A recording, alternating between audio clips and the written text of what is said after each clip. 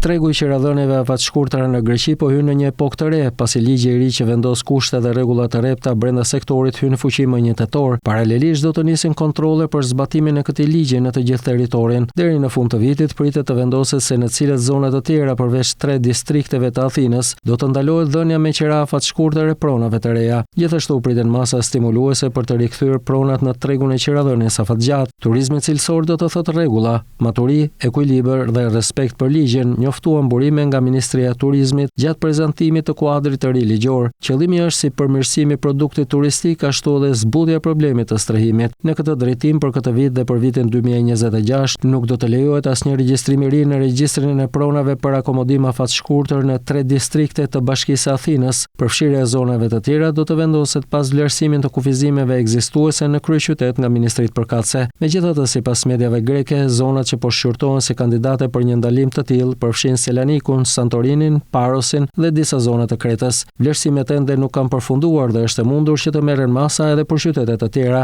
Lidhur me ligjin e ri, Ministria sqaroi se të gjitha akomodimet që nuk konsiderohen prona me përdorim kryesor sipas rregullores urbanistike do të fshihen nga regjistri për qiradhënie afatshkurtër dhe do të humbasin numrin e tyre të regjistrimit.